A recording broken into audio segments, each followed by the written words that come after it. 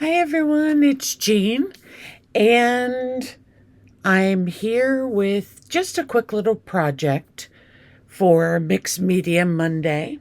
I have my magazines out, and the reason I have them out is because I was going through and looking for some more vintagey like images, and actually a lot of the images that I was coming across were mainly holiday ones, which are beautiful colors like these berries. So this is really pretty. And also, I love this framed picture of a woman. So I'm going to use this, and what I want to share with you is a product that I have had sitting on my shelf for a little while. And I haven't really found an excellent way to use it quite yet. But I have been trying some things, and I want to share it with you. And this larger image, I'm just going to cut it out roughly because I imagine after I get going here and get the solution on the image, I may not end up using the whole thing for my journal later. But this process is really fun to use to create different pages or different looks for things that you may need for your journal. You can build upon these. You can use them as they are. One thing I'm noticing, and this is the first one that I had done. So what we do is we cover the image firstly with some let me get some white paper here. So we cover the image firstly with some distress crackle paint. And this is a translucent crackle. And I'm not sure if you can see, but as I bring it up a little bit closer, you can notice that there are some crackles or some variations in the color on the, not the color, but the texture on the magazine image. So as you can see, these curl up a little bit too. So what you want to do with them is find a place that you can, once they dry, that you can then put them under a stack of books or something so that they'll be nice and flat. And the reason they're curling is because of the distress crackle paint, but also because they're a thin magazine image.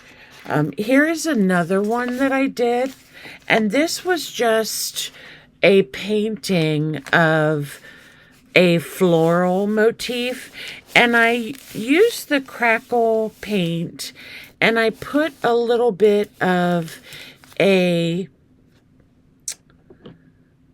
an acrylic paint, and it's in a kind of a creamy color, which kind of reminds me of like an antique white. It's actually called toasted marshmallow, but it kind of reminded me of an antique white. So I kind of like this effect. Again, it does curl up a little bit. And these two, I actually dried with my heat gun. So they do show some crackle or some type of texture on them, and I really love it. Now, you're probably getting shadows and all kinds of fun things from my lighting because I always wait until 6 or 7 o'clock in the evening to do my videos. I'm more of a night owl, in case you didn't know. But I have some other images, and the ones that we cut out, I'm just going to leave this white paper here because I think it allows us to see better. I'm also going to cut a couple pieces of waxed paper because the images that we're using, not the images, but the media that we're using, it's a wet media, and I don't want it to stick. So I'm going to have a couple pieces of this wax paper right here ready for me.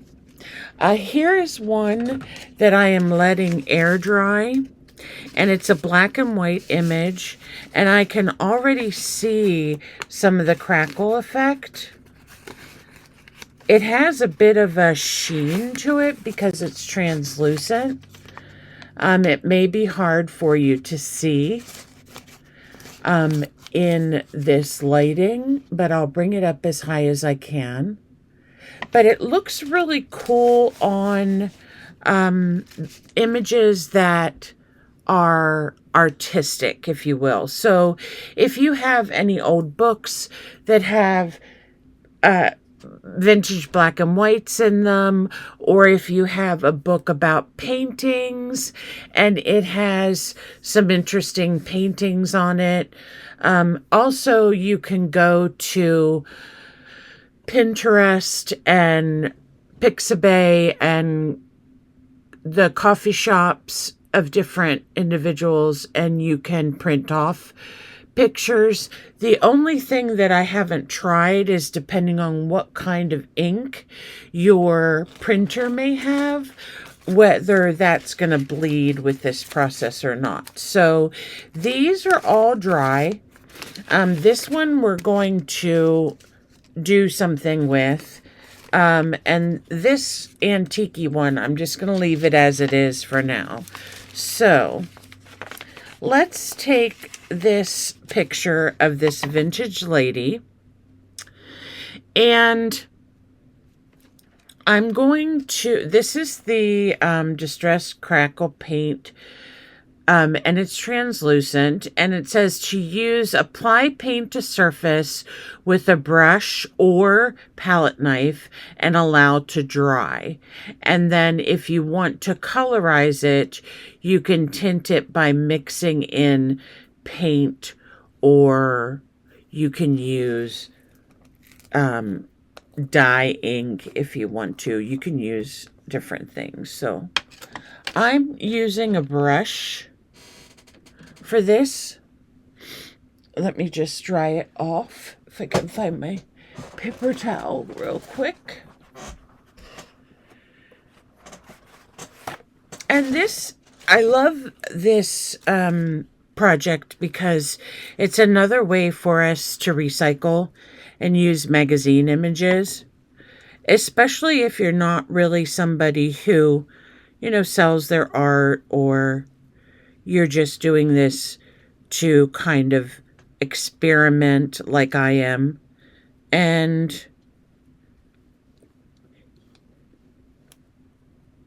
you can just basically, I'm going to actually try to apply a little bit more on this one than I did my other ones. I want to get it really thick on this, and then we can see if there's going to be a difference. So I'm going to lay this one aside because it's got a lot of the medium on it, the crackle medium. And then let me look through these other images. This one's really pretty. I think I don't remember what magazine I got these out of. This one is of just like a gardening shed. Here's some other black and white ones that are cool.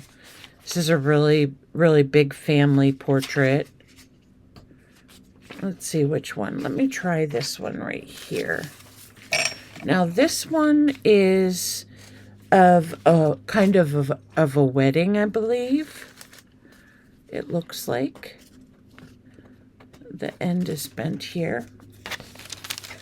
You know, if you've watched my videos before, I have a terrible time finding things. I was so excited because I knew I had these images. And did you know I found them right away? Not my usual thing. So this is really a beautiful image.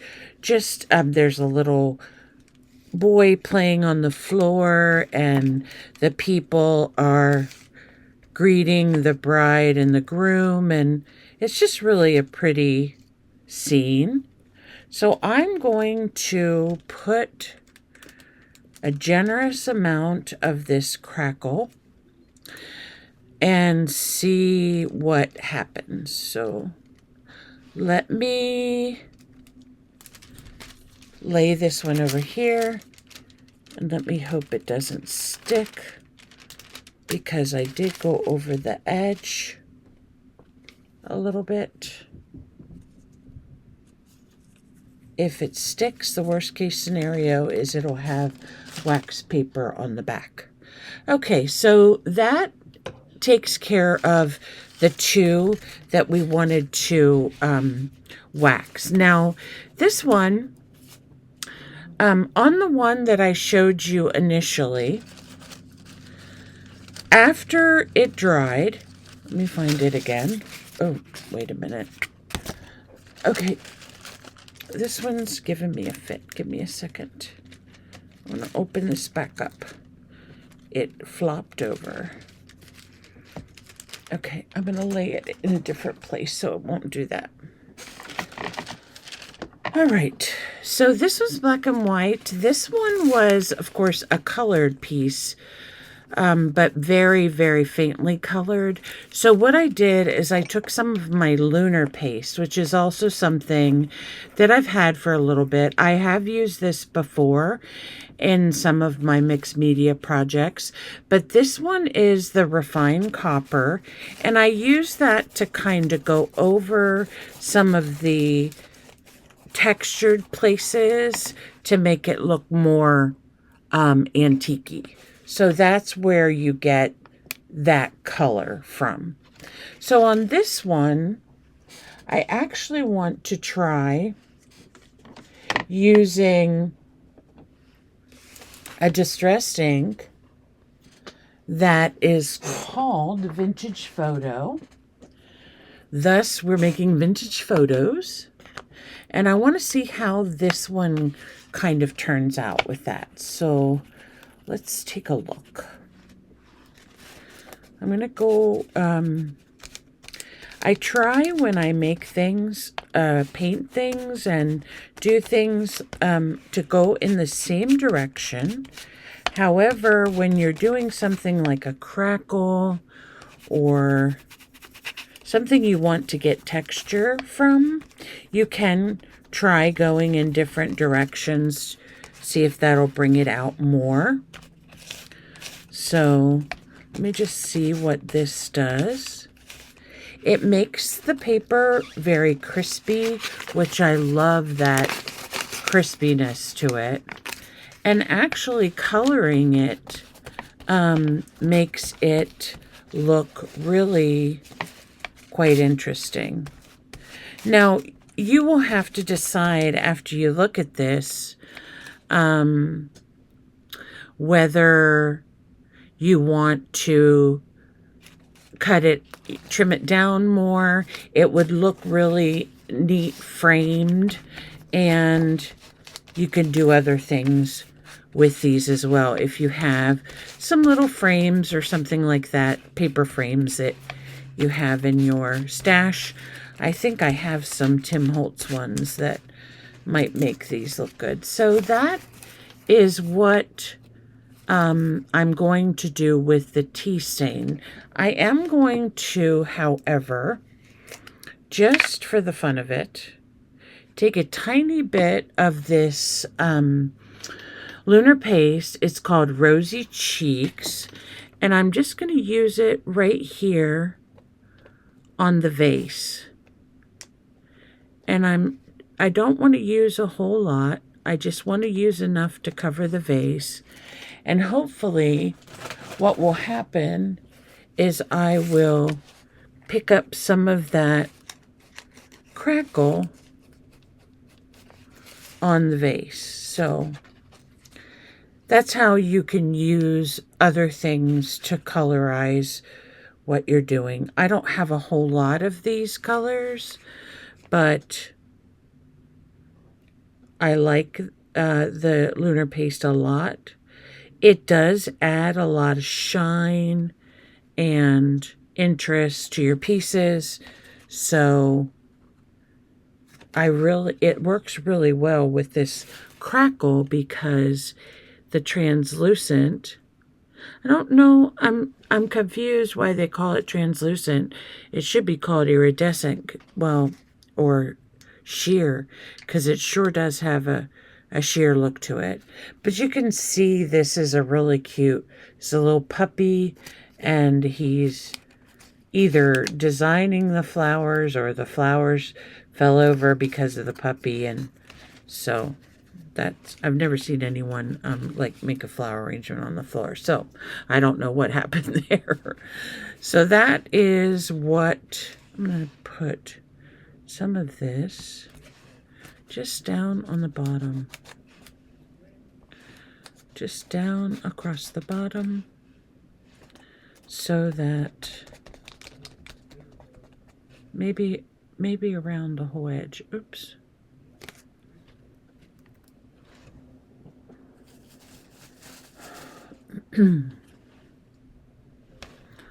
Okay, let's just go around the whole edge. Not that thick. Let's just go around the whole edge and kind of give this a little pink here and there. And make it look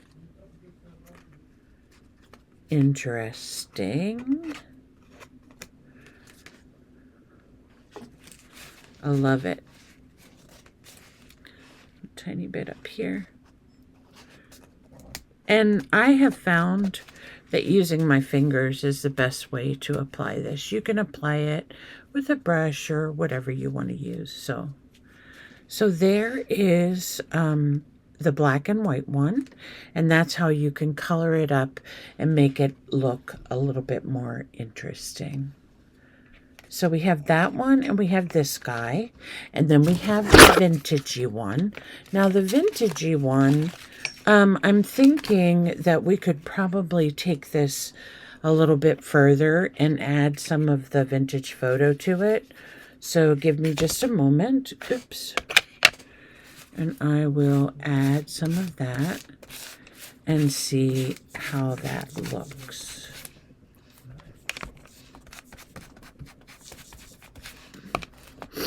I think it looks kind of nice.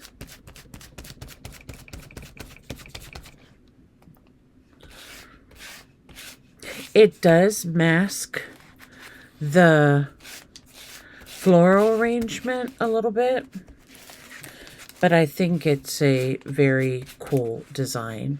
We can go back in with our markers after this is completely dry. You could use an acrylic marker. You could use maybe even some watercolor, and we could recolor some of these flowers. So I'm going to let this one be for the moment, and then I will come back and we will redo some of the brightness of the colors. So our lovely lady and our other one here, let me put the lid back on this. I'm going to pop this one under the heat gun, and I'll be right back, and we'll see what we can do with this vintage wedding painting.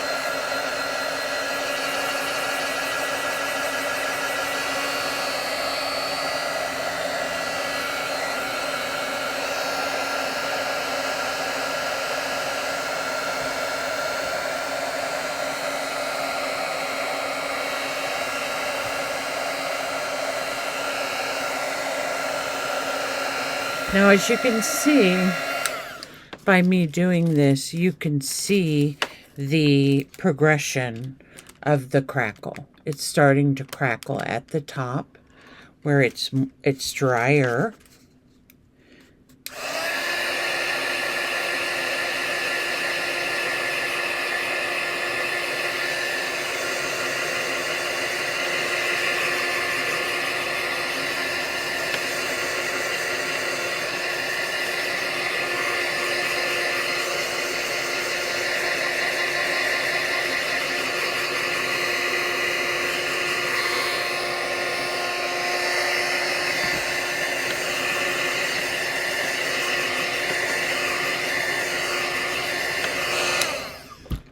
Okay, so this one I'm finding it's drying fine, but there's a couple places that looks like it didn't get the medium, so let me just put a little bit more on here.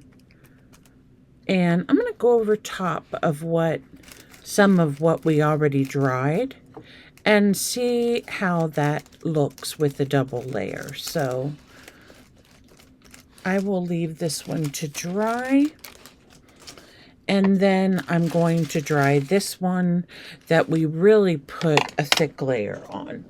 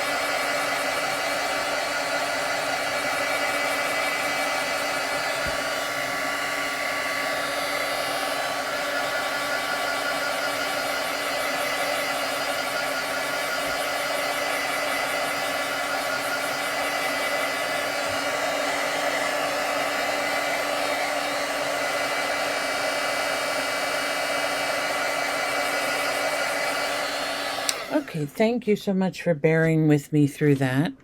Now, this one did give me a lot more texture.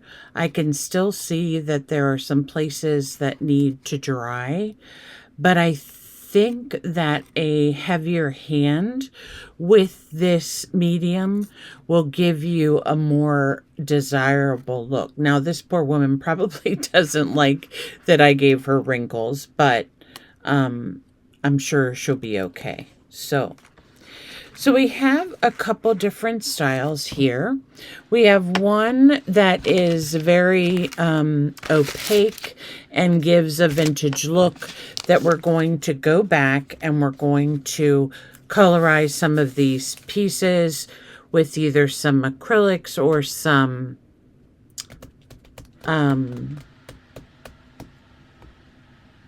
what was I going to say? Or watercolors. So we're going to do that. This guy, he's pretty much done the way he is. I love the copper and the shininess of this. This one is dry as well and looks really rich to put in a journal page and to enjoy those colors. So what we need to do at this point is, besides the two that need to finish drying, I need to put these in some books so that they will be nice and flat. I do have my, pardon me, this is my Reader's Digest that I use for some mark making and some art projects that I will show you another day. But I'm going to put those in here, and then hopefully they will flatten out somewhat, and then I'll let our other two dry. So that is my experience with the distressed crackle paint, the translucent.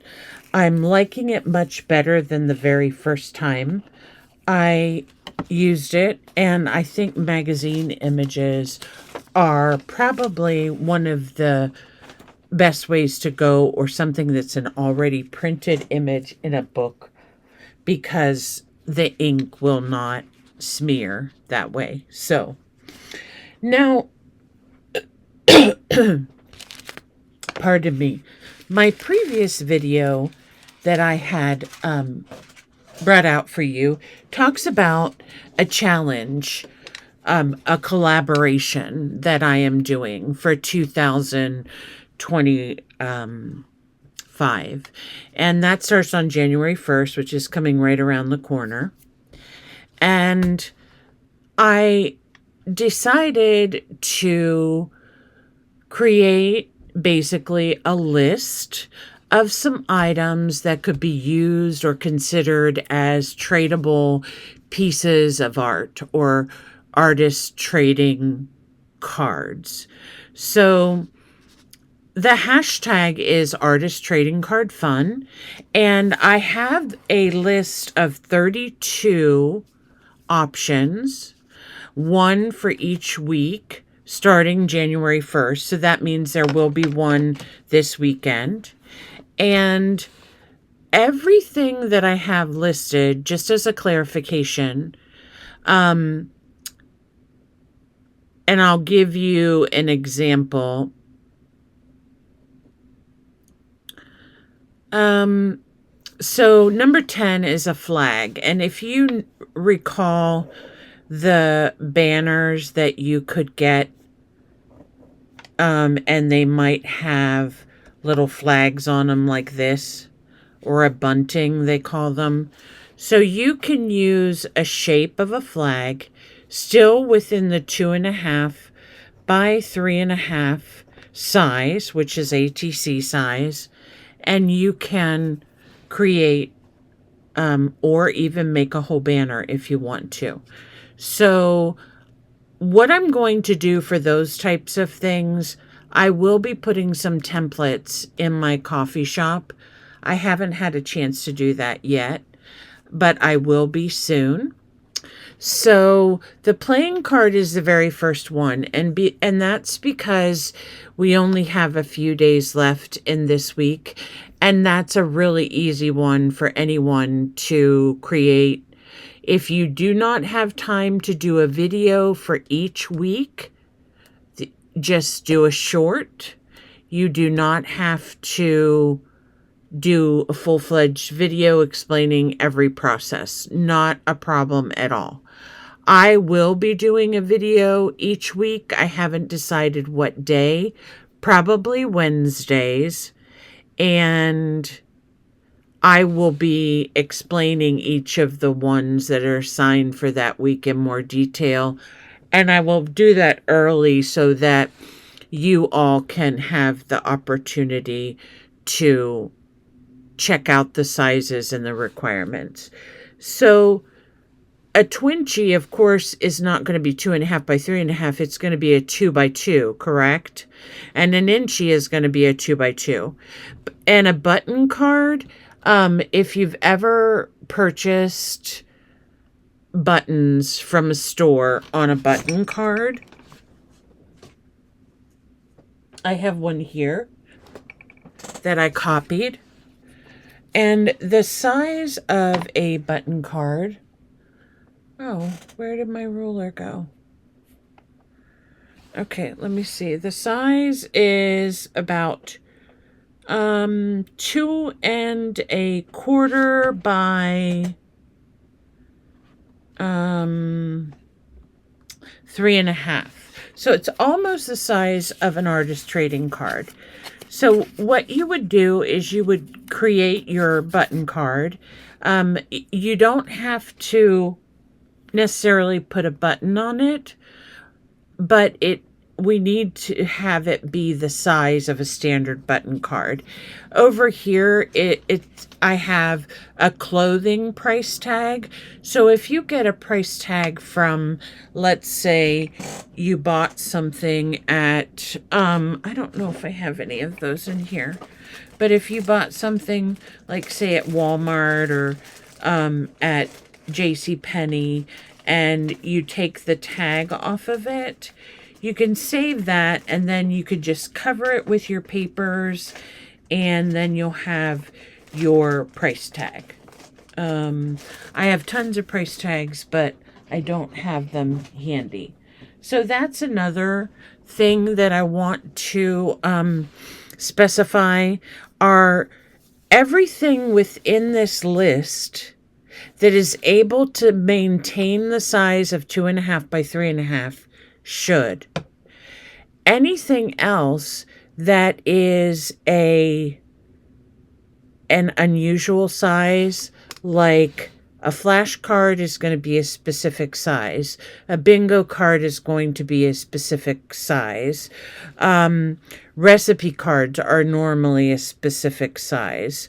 So any of these that you know are a specific size, we're going to keep them to their specifications. Anything else that we can make into a 2.5 by 3.5 size, we're going to do that. Playing card, row house.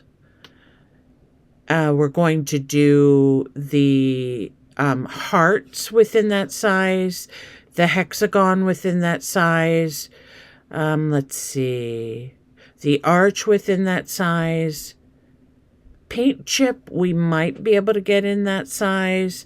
Magazine reply subscription card, if you get those inside your magazines. Of course, we have just standard ATC listed here.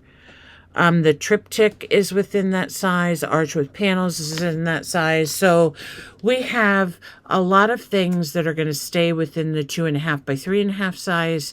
And then there are going to be those that are going to be your oddball ones. So that's just what I wanted to address. This is listed in my community page, and I've only selected 32 different sizes or cards at this point. We may just, for the end of the year, pick out a couple that we really like and redo them. Because I really love the row houses. So you may see me just put row houses or hearts or something like that for the last few. That would be like 10 weeks of the, no, 20 weeks. So I may have to come up with some other ideas. So if you have any, please let me know. If you have any questions about participating, please let me know. You can leave all the comments that you want. And I hope you enjoyed this little project and update on our Artist Trading Card Fun Challenge collaboration. And I will see you in the new year. Bye for now.